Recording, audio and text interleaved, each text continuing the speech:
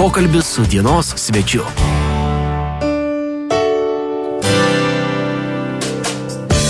RSD radio eteryje prasideda laida Pokalbis su dienos svečiu, o šiandieną studijoje pas mus dalyvauja būrys žavių moterų ir merginų. Visiems pristatau, tai Oksana Mejerė, magistrantūros studijų programos projekto vadovė. Sveiki. Labą dieną. Taip pat Diana Šaparnienė, viešojo administravimo katedros vedėja profesorė. Sveiki. Labą dieną. Taip pat Diana Cibulskienė, bakalauro studijų programos projekto vadovė profesorė. Sveiki. Labą dieną. Evangelina Petukienė, bakalauro studijų programos viešinimo specialistė. Sveiki. Sveiki visi. Ir Laura Malyševa, bakalauro studijų programos studentė. Sveiki. Sveiki. Na, o kalbėsime šiandien apie jungtinės studijų programą Šiaulių universitete, kurios yra vykdomos kartu su užsienio universitetais. Pirmiausia, gal pradėkime nuo to, kokios studijos apskritai konkrečiai yra vykdomos. Prašom. Taigi, mėly radio klausytojai, pirmiausia, mes norėtume jums pristatyti šiandieną dvi naujai vykdomas arba nuo rugsėjo 1 pradėsime vykdyti jungtinės magistrantūros ir bakalauro studijų programas su užsienio universitetais. Tai konkrečiai bakalauro studijų programa Ekonomika ir darnus verslas, kuri jau vykdoma su Vroclavo universitetu iš Lenkijos, ir magistrantūros studijų programa Regionų plėtra ir valdymas, kuri nuo rugsėjo 1 startuos, ir tai bus jungtinė studijų programa su Pardubicės universitetu Čekijos Respublika. Šios jungtinės studijų programos, kodėl jungtinės studijų programos? Jungtinės studijų programos tai yra kelių, kaip ir matote, universitetų bendrai organizuojamos studijų programos, kurios suteikia jungtinį šiuo atveju dviejų universitetų diplomą ir suteikiamas bendras jungtinis kvalifikacinis laipsnis. Sakykite, ar anksčiau kažkaip yra tekę bendrauti būtent su minėtais universitetais? Taip, be abejo, pasirinkimas buvo ir nuspręstas būtent dėl glaudaus bendradarbiavimo su šitais universitetais jau anksčiau. Aš konkrečiai labiau atstovauju magistrantūros studijų programą, kurią vykdysime su Pardubicės universitetu, su kuriuo jau daugelį metų bendradarbiavome tiek Erasmus programos kontekste, taip pat su šituo universitetu jau vykdomi yra moksliniai tyrimai, mobilumas užtikrinamas ir planuojame toliau vykdyti studijas su šituo universitetu. Apie pačias studijas, kaip jos vykdomos, kaip vyksta visas procesas, gal šiek tiek papasakokite. Aš galėčiau papasakoti, nes mes iš tikrųjų jau vykdome bakalauro jungtinę studijų programą su Vroclavo universitetu, kuri vadinasi Ekonomika ir darnus verslas. Ir džiaugiamės, kad turime jau pirmosius studentus ir tie studentai jau dabar bando savo kailių, kaip viskas vykdoma yra. Iš tikrųjų, rengiant šitą studijų programą, mes galvojame, kad reikėtų diegti inovatyvius studijų metodus.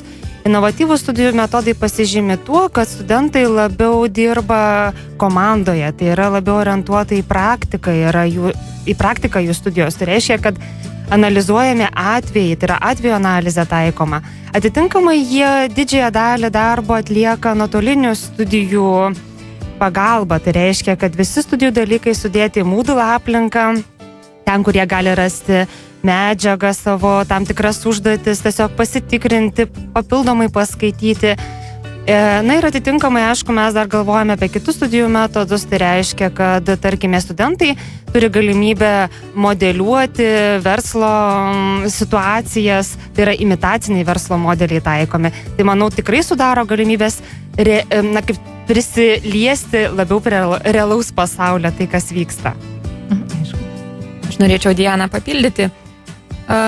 Kalbant apie apskritai tų 3,5 metų studijų organizavimą, tai pirmus metus studentai mokosi Šiauliuose pas mus. Antrus metus jie vyksta į Vroclavo universitetą ir visus metus mokosi tenai. Tada likusius metus grįžta studijuoti į Šiaulius. Yra įrengta nuotolinio mokymo auditorija ir nepaisant to, kad būsime Šiauliuose, mums paskaitas skaitys Vroclavo universiteto profesoriai. Taigi iš tiesų visos jungtinės studijų programos ir šiuo atveju mūsų dvi, kurias mes pristatom čia, yra vykdomas glaudžiai bendradarbiaujant su vieno ir kito universiteto dėstytojus. Taigi ne tik tos studijų programos yra grįstos ne tik tai studento mobilumu ir jų gyvenimu ir studijomis tame universitete, bet taip pat ir dėstytojų mobilumu, apie ką kalbėjo Eva, kad iš tiesų mobilumo atvejai gali būti įvairūs, tai gali būti paskaitos užsiėmimai vykdomi per videokonferencijos įrangą, tai yra, kuomet dėstytojas yra savo šalyje studentai, tarkim, studijuoja Lietuvoje, arba tiesiog dėstytojas fiziškai atvyksta į Šiaulius, arba Šiaulių universiteto dėstytojas fiziškai vyksta į Vroclavą ar Pardubicę ir dėsto, bendrauja, konsultuoja studentus jau vietą. Na, aš įsivaizduoju, kad studentam turėtų būti tikrai labai įdomios studijos. Tiek galimybė pabuvoti ir ne svečioje šalyje, tiek pasiklausyti dėstytojų čia Lietuvoje, ar ne? Taip, žinoma, galbūt aš galiu Taip, daugiau mes turime papasakoti. akivaizdų pavyzdį, prašom.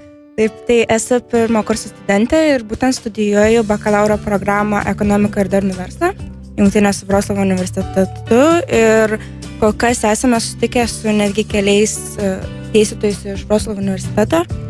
Taip, kad tikrai galiu pasakyti, kad ši studijų programa, kur galime susitikti ne tik su Šiaulių universiteto dėstytojais, taip pat ir Vroclavo universiteto dėstytojais, tai puikia patirtis, jie atneša savo žinias ir taip pat mes gilinamės į anglų kalbos studijas, į anglų kalbą ir taip yra puikūs specialistai parinkti iš Lenkijos ir mums labai šaunu, kad galime su jais susitikti.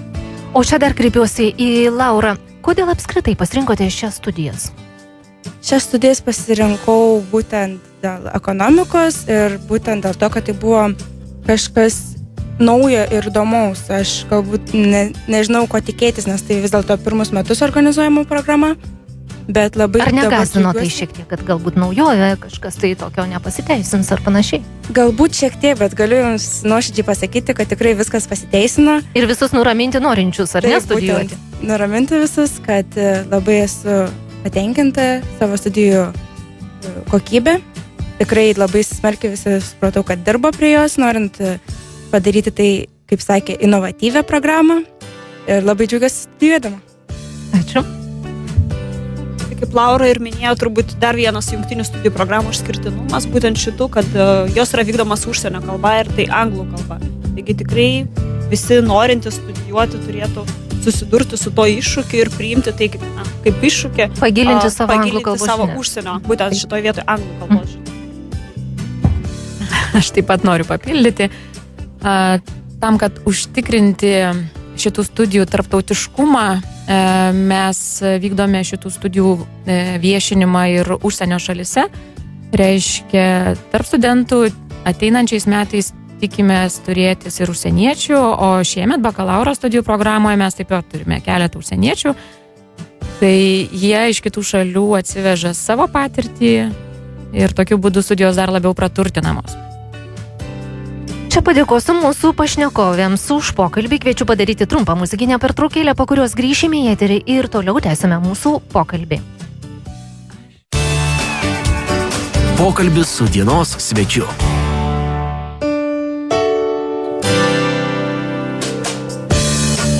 RSU radio tyrėje toliau tęsiasi laida Pokalbis su dienos svečiu ir dar kartelį pristatau. Šiandieną studijoje pas mus svečiuojasi Oksana Mejerė, magistrantūros studijų programos projekto vadovė, taip pat Diana Šaparnienė, viešojo administravimo katedros vedėja profesorė, Diana Cibulskienė, bakalauro studijų programos projekto vadovė profesorė, Evangelina Petukienė, bakalauro studijų programos viešinimo specialistė ir Laura Malyševa, bakalauro studijų programos studentė.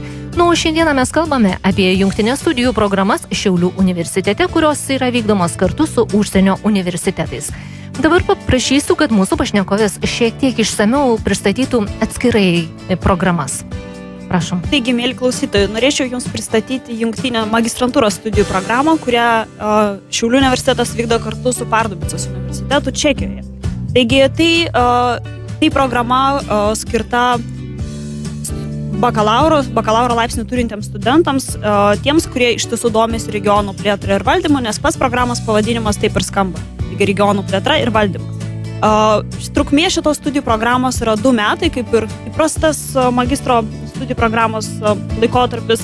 Apimtis yra 120 kreditų ir, kaip mes jau kalbėjom pirmoje laidos pusėje, programa yra vykdoma anglų kalba. studentai, kurie baigs šią studijų programą, jie įgys būtent magistro, jungtinį dvigubą magistro laipsnį viešo administravimo srityje. Kuom išskirtinė ši programa, tai yra tom, kad studentai iš tiesų turės galimybę pasirinkti savo studijų kryptį ir kiekviename semestre turės galimybę rinktis iš tam tikrų laisvai pasirenkamų studijų dalykų. Pagrindiniai akcentai, į kuriuos mes fokusavomės rengdami studijų programą, tai yra regionalizmo tam tikri dalykai, viešojo valdymo dalykai ir be abejo, kadangi tai yra magistro studijų programa, tai didelį vaidmenį vaidina būtent tiriamasis darbas. Taigi vienas iš ypatumų yra tai, kad studentai, kurie renka savo magistro baigiamosius darbus, jie turės pagalbą ir galimybę konsultuoti su 2 dėstytojais, 2 profesoriais tiek iš Šiaulių universiteto, tiek su mokslininkais iš Pardubices universiteto. Ačiū. Apie kitas studijas, prašom. Aš norėčiau pakalbėti apie bakalauro studijų programą Jungtinė ekonomika ir darnus verslas. Kaip ir minėjome pirmoje laidos pusėje, kad jinai yra vykdoma kartu su Vroclavo universitetu ir šita studijų programa trunka 3,5 metų, tai yra studentai studijuoja Vroclavo universitete 2 semestrus, o visus likusius Šiaulių universitete ir žinoma, baigę jie gauna jungtinį bendrą diplomą, tai yra 2 universitetų. Galbūt reikėtų paminėti, kodėl mes pasirinkom Vroclavo universitetą. Vroclavo universitetas tai yra Lenkijoje žymus universitetas, turintis gilias istorinės universiteto tradicijas ir iš tikrųjų pats tas universitetas yra išugdęs, kaip teigiama jų istorinėse šaltiniuose, 9 Nobelio premijos laureatus. Tai parodo, kad iš tikrųjų tas universitetas turi gilias mokslinės ir atitinkamai, galima sakyti, studijų būtent gilias tradicijas. Atitinkamai, aišku, ekonomika ir darnus verslas. Tai darnumo koncepcija mes galvojame, kad kažkas tai turėtų būti naujo. Ekonomika savaime suprantama kaip klasikinis mokslas, bet žinome, kad pastaruoju metu vis didesnė reikšmė gauna darnumo aspektas. Tai yra socialinė atsakomybė gamtai, socialinė atsakomybė darbuotojams, socialinė atsakomybė visuomeniai. Atitinkamai galvojame, kad ekonomistas, kuris turi šitas kompetencijas, jis tikrai bus reikalingas, jau dabar yra reikalingi tokie specialistai, o ateityje jų reikalingumas dar labiau išaugs. Kad jie gebės atitinkamai priimti sprendimus, kurie orientuoti būtent į apsaugą aplinkos, darbuotojų ir visuomenės poreikių būtent tenkinimą. Ir jūsų nuomonė šiai dienai tokių specialistų trūksta?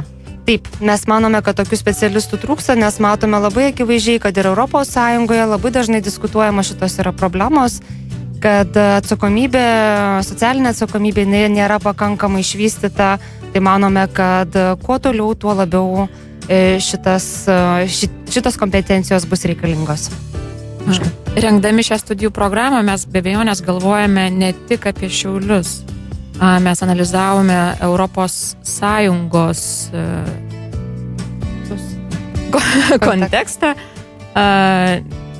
analizavome darbo rinką apskritai Europos Sąjungos ir tikrai daug perskaitėm ir padarėm tokią išvadą, kad tokių specialistų poreikis jau dabar yra apskritai Europoje, ar ne? Tai taip pat pajusime šitą poreikį ir čia, jeigu dar yra nejaučiančių tokio poreikio. Aišku, apie kitas galbūt karjeros galimybės būtent pabaigus šias studijas. Taigi mes pristatome 2 programas ir tiesiog, kad klausytojai labai ir jų sumaišytume, kad dar kartą noriu pakartoti, kad pristatom tiek bakalauro studijų programą, tiek magistro studijų programą naują. Tai dabar grįžkim prie magistro studijų programos, kurią regionų plėtra ir valdymas, kurią mes parengėme ir vykdysime kartu su Čekijos Respublika. Tai visų pirma, dar kartą noriu pasakyti, kad toks įgytas kelių universitetų diplomas, jisai yra iš tiesų vertinamas darbdavių daug labiau ir tokiu atveju tos karjeros galimybės be abejo atsiveria daug platesnės. Kodėl pasirinkome regionų plėtros ir valdymo programą? Vėlgi, kaip ir kolegė minėjo, prieš tai yra atliekami poreikio tyrimai. Ir tie poreikio tyrimai parodo, ar iš tiesų yra reikalinga tokia programa. Tai šiuo atveju, jeigu kalbėtumėm apie regionų plėtros ir valdymo programą, tai be jokios abejonės, kad šiuo laikotarpiu ypač dabar yra akcentuojamas poreikis tokių specialistų, kurie galėtų diegti naujoves ir prisidėti įgyvendinant demokratinių regionų vystymo ir plėtros klausimus. Taigi, jeigu... Žodžiu, šiuo atveju niekas nepaneigs, kad šios studijos galbūt yra nereikalingos, ar ne? Taip, poreikis yra įvertintas tiek moksliškai, tiek kalbantis su praktikais, diskutuojant. Ir kadangi jūs klausėte apie karjeros galimybės, tai vėlgi čia atsiveria pakankamai plačios karjeros galimybės. Pakankamai platus spektras institucijų, kurioms reikalingi būtent tokie specialistai. Ir šiuo atveju baigė regionų plėtros ir valdymo magistrantūros studijų programą, magistrai gali dirbti tiek valstybės, tiek vietos savivaldos valdymo ir viešojo administravimo institucijose. Taip pat gali dirbti tiek nacionalinėse, tiek ir tarptautinėse organizacijose, kadangi tai yra jungtinė tarptautinė programa suteikianti iš tiesų tarptautinių kompetencijų. Gali dirbti ir verslo kompanijose, kuriuose reikalingi regionų plėtros ir valdymo specialistai. Taip pat baigę šią programą, magistras tampa regionų socialinės, ekonominės plėtros analitikų, konsultantų. Jisai gali tiek rengti, tiek konsultuoti regionų vystymo programas ir projektus. Žodžiu, ten, kur reikalingos kompetencijos, kalbant apie regionų plėtrą ir valdymą, kur reikalingi tokie specialistai, mes tiesiog siūlome tokias patrauklės, šiuolaikiškas ir reikalingas studijas. Žodžiu, specialistų, kaip matome, tikrai bus paklausa. Na ir čia vėlgi padėkosiu mūsų pašnekovėms už pokalbį. Kviečiu padaryti trumpą muzikinę pertraukėlę, po kurios grįšime į eterį ir kalbėsime būtent apie minėtų studijų apmokėjimo sistemą. Pokalbis su dienos svečiu.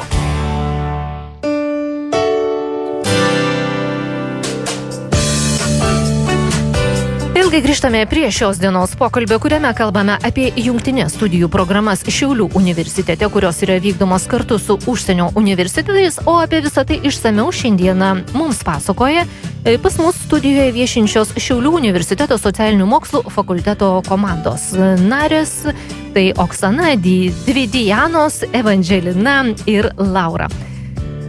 Kaip prieš nuskambant muzikiniai pauzai jau anonsavau, jo kalbėsime būtent apie tai, kaip finansuojamos yra šios studijos, kaip mokama už jas. Taigi šitos dvi jungtinės studijų programos yra rezultatas tokių projektų, kurie yra finansuojami ES struktūrinių lėšų fondo lėšomis ir taip pat Lietuvos Respublikos biudžeto lėšomis. Taigi dalis studijų tikrai yra finansuojama būtent iš šitų fondų, tačiau yra tam tikri niuansai ir tam tikri ypatumai. Tarkim, kalbant apie magistrantūros studijų programą, kurią mes pradedame vykdyti šiais metais, tai finansuojama bus tik tai 2 pirmi semestrai studijų. Tai reiškia, kad už antrus studijų metus studentai turėtų ieškoti kitokio finansavimo šaltinio. Kitas ypatumas yra tai, kad finansuojamas ne tik tai studijos, bet taip pat finansuojamos ir išvykos ir studijos kitame universitete, tai šiuo atveju Pardubicos universitete, vadinasi 10 geriausių studentų, kurių stojimo balas bus aukščiausias ir kurie sėkmingai vykdys studijos, turės galimybę nemokėti už studijas ir taip pat joms bus dengiamos išlaidos kelionės, apgyvendinimo kitoje valstybėje ir studijos kitame universitete. Na, o čia dabar trumpai kreipiuosi į studentę Laurą ir ją noriu pakalbinti, ar tenkina toks finansavimas. Taip, mane kaip valstybės nefinansuojamoje vietoje studijuojančią studentę tai labai tenkina. Tai dabar 2 metus, kadangi studijuoju pirmus metus šioje programoje, tai finansuosiu ES, o kitus 1,5 metų tai mamytė ir tėvelis. Tikiuosi klausotės, linkėjimai. Aišku. Prašom, tęskit. Tai čia tas ir yra išskirtinumas, kad tie, kurie įstojo 2013 metų rugsėjo 1 dieną, tai jiem yra dengiami 4 semestrai, o tie, kurie 2014 metų rugsėjo 1 dieną įstos, tai atitinkamai jiems iš šito projekto fondo lėšų bus dengiami pirmieji 2 semestrai, tai yra tiems, kurie įstos į valstybės nefinansuojamą vietą. Tai atitinkamai tie, kurie įstos su krepšeliu, tai žinoma, kad jiems mokės valstybė. Tai va čia yra tas išskirtinumas, kad 10 studentų kurie atitinkamai negaus valstybės finansavimo, galės 2 semestrus studijuoti nemokamai. Tai manau, kad puikiai proga yra sutaupyti kažkiek tai lėšų. O kainos yra tokios, kad vienas semestras kainuoja beveik 2000 litų, tai yra už metus 3900 litų. Galima tiesiog sutaupyti. Aišku. Aš klausausi jūsų kolegės ir galvoju, ar klausytojai, kažin supranta, kad mes 2 studijų programas pristatom. Atsiprašau, nepasakiau, kad čia apie bakalauro studijų programą kalbėjau, būtent ekonomika ir darnus verslas. Na, kitą kartą ateityje galbūt mes išgryninsime atskirai, kalbėsime apie kiekvienas studijas, kad tikrai nebūtų painiavos nei mūsų klausytojams, nei pašnekovėms. Prašom, tęskit. Galbūt norėčiau tarp pat pridėti, kadangi tai yra jungtinė studijų programa, tai apie finansavimą, kadangi, kad studentai neįsigastų, galbūt būsimi studentai, kad studijuosime ir Lenkijoje, tai būtent apie finansavimą, taip, kad mes išvažiuojame kitais metais į Vroclavo universitetą studijuoti ir mums ten yra suteikiamas bendrabutis, kiek girdėjau iš dėstytojų, iš Vroclavo būtent dėstytojų, kad tai yra gan gražus bendrabučiai. Tai gyvensim kaip ponai vos ne Lenkijoje. Be abejo, gražus. Tai vis dėstytojai pajuokauja, kad mumis deportuos į Lenkiją, o mes sakom, kad tik greičiau tos gražius bendrabučius. Žodžiu, ir galimybė bus pabendrauti su bendramžiais iš Lenkijos, ar ne, ir ten Taip, pabuvoti, ir ir pamatyti, ir įspūdžių aš įsivaizduoju tikrai labai daug. Aš taip pat taip įsivaizduoju, kiek žinau, gan didelis miestas, sakė, netgi 100 000 gyventojų yra studentai. Tai pagalvokit toks skaičius, kiek Šiauliuose yra žmonių, tiek eitum ir sutiktum ir studentas būtų. Taip, kad labai smagu ir labai laukiam tos išvykos. O kalbant apie magistrantūros studijas, tai aš manau, studentai, kurie pasirinks studijuoti šią studijų programą regionų plėtra ir valdymas, taip pat nepasigailės nuvykę studijuoti į Pardubicą, nors Pardubica nėra toks didelis miestas kaip Vroclavas ir jis galbūt labiau primena Šiaulius pagal savo dydį, bet jis yra 100 km iki 2 didžiausių miestų, tai yra iki Prahos ir iki Vienos. Tai, man atrodo, šitos galimybės pakeliauti ir pamatyti aplink ir susipažinti geriau pažinti geriau kitas kultūras ir kitas valstybės, tai yra puikiai proga. Rengiant bakalauro studijų programą, mūsų dėstytojai buvo išvykę į Vroclavo universitetą, tai parsivežė pačius geriausius įspūdžius ir ypač juos nustebino toks aktyvus, spalvingas naktinis gyvenimas. Tai studentams tai ypač turėtų patikti ir tik tikimės mes, kad jiems seksis puikiai suderinti naktinį gyvenimą su studijomis. Ir kada tos įspūdžius, kur bus galima išgirsti? Nesupratau klausimą. Kur įspūdžius galima, kur papasakosite, nes aš manau, kad tas užkulisinis gyvenimas ypač domina studentus. Kur galima bus apie įspūdžius, taip, apie tą naktinį gyvenimą. Šita studijų grupė, ji turi savo Facebook profilį, ar ne, čia gal studentė galėtų, ten ko gero jūs ir dalinate savo patirtimis.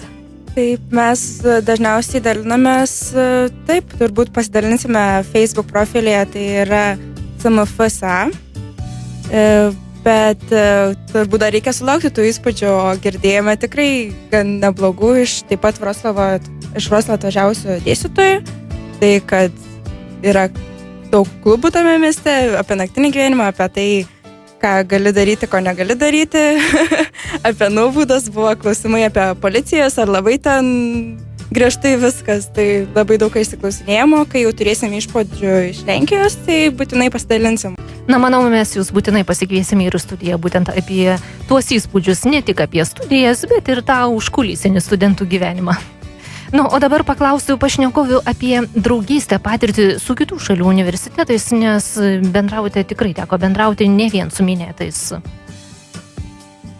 Tai be jokios abejonės mes atstovaujame socialinių mokslų fakultetą ir socialinių mokslų fakulteto bendruomenė pakankamai aktyviai bendradarbiauja su įvairiais tiek Europos, tiek Jungtinių Amerikos valstijų universitetais. Ir mes labai džiaugiamės, kad kiekvienais metais atvyksta profesoriai skaityti paskaitų į mūsų fakultetą ir jau keleri metai iš eilės turėjome svečių ir šiuo metu socialinių mokslų fakultete vieši profesorius iš Jungtinių Amerikos valstijų, iš Ohajo universiteto, tai yra profesorius Kenneth Colson, kuris visą semestrą, pusę metų skaito paskaitas studentam. Bendradarbiavimas vyksta be jokios abejonės įvairiomis kryptimis. Tai ir stažuotės, ir Erasmus mainų mobilumo programa, ir konferencijos tarptautinės, kurias vykdome, ne tik mes vykstame, bet ir mes organizuojame tokias konferencijas ir tikrai sulaukime svečių iš įvairiausių šalių. Taip, kad tarptautiškumo plėtojimas tikrai yra vienas iš prioritetų.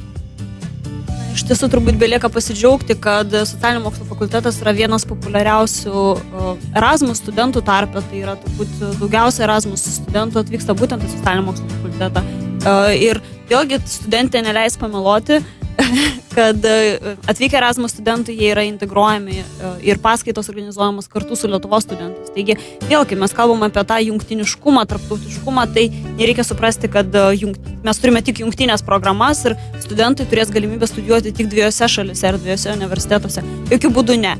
Čia tiesiog yra naujos programos. Taip, tai yra tiesiog naujos programos, bet studentai taip pat, kurie pasirinko ir studijuoja šitose studijų programuose, lygiai taip pat turi galimybę studijuoti kartu su kitais Erasmus studentais, dalyvauti Erasmus mainų programuose arba kitose projektuose ir ieškoti kitokių kažkokių finansavimo šaltinių, išvykti stažuotis į kitas valstybės. Aišku. Na, aš dar norėčiau galbūt ir pasakyti iš kitos pusės, kad ir mūsų dėstytojai pakankamai aktyviai dalyvauja stažuotėse ir važiuoja į vairias šalis dėstyti paskaitų. Tai manau, kad irgi yra vienas iš privalumų, iš esminių privalumų, kad dėstytojai grįžę parsiveža savo gerąją patirtį, žinias, naujoves tam tikrą informaciją, kurią perduoda savo studentams. Tai irgi yra labai svarbu. Ir be abejo svarbu tai, kad dėstytojai yra ganėtinai jauni, tai reiškia, jie yra inovatyvūs, jie yra arčiau studento ir atitinkamai visas tas ir profesionalus be abejo. Ir atitinkamai tas žinias stengiasi perduoti kiek įmanoma aiškiau ir kiek įmanoma naujesnę informaciją suteikti studentams. Tai manau, kad tas yra vienas iš esminių ir svarbiausių aspektų. Na, aš manau, studentai pasiklausę mūsų informacijos tikrai suskubs rinktis būtent minėtas studijas. O dabar jūsų palinkėjimas visiems RS2 radio klausytojams, visiems, kas mūsų šiuo metu klausosi. Aš palinkėsiu labiau saulėto pavasario, nei mes turime šiandieną. Ačiū. Aš norėčiau palinkėti iš tiesų rinktis studijas Šiaulių universitete. Šiandieną mes daugiau kalbėjome apie jungtinės, tarptautinės studijų programas. Tai vėlgi norėčiau palinkėti rinktis būtent tokias patrauklias, inovatyvias, tarptautinės studijų programas, kurios iš tiesų suteikia platesnės galimybės, karjeros galimybės. Na ir kalbant apie regionų plėtros ir valdymo programą, iš tiesų tokie specialistai yra labai reikalingi, kad ne tik įvairiuose regionuose, bet ir mūsų regione žmonėms būtų gyventi gerą. Ačiū Jums. Aš norėčiau palinkėti visiems gražaus pavasario visų pirma, o tiem, kurie kaip tik dabar stengiasi priimti sprendimą, kur studijuoti, tai atsakingai žiūrėti savo sprendimą ir nepamiršti, kad yra Saulės miestas ir jį reikia atitinkamai stengtis jame gyventi ir dirbti taip, kad jis iš tikrųjų žibėtų ir švitėtų ir atitinkamai būtų jame gera gyventi ir kurti ir likti visą laiką čia. Ačiū. Aš savo ruožtu be abejo prisidedu prie visų kolegų linkėjimų, bet taip pat norėčiau priminti jums, kad gyvenime nereikia bijoti iššūkių ir turbūt kiekviena naujovė kelia mums tam tikras baimės, bet kuo didesnis iššūkis, tuo didesnė palaimė mes jaučiame paskui. Taigi, būkite atsakingi, galvokite apie Šiaulių miestą ir mūsų gerovę ir nebijokite naujovę. Ačiū. Aš galbūt kaip nesenai pabėgusi nuo mokyklinio suolo, tai visiems abiturientams, kurie klausosi, norėčiau palinkėti gerai išlaikytų egzaminų ir taip pat atsakingų sprendimų. Ačiū mūsų pašnekovėms ir dar kartelį priminsiu visiems klausytojams, kad šiandieną laidoje mes kalbėjome apie jungtinės studijų programą Šiaulių universitete, kurios vykdomos kartu su užsienio universitetais. Na, o pas mus laidoje dalyvavo Šiaulių universiteto socialinių mokslų fakulteto komanda, tai Oksana Meri, magistratūros studijų programos projekto vadovė, taip pat Diana Šabarnienė, viešojo administravimo katedros vedėja profesorė, Diana Cibulskienė, bakalauro studijų programos projekto vadovė profesorė, Evangelina Petukienė, bakalauro studijų studijų programos viešinimo specialistė ir Laura Mališeva, bakalauro studijų programos studentė. Ačiū Jums, kad atvykote ir viso ko geriausio daug studentų.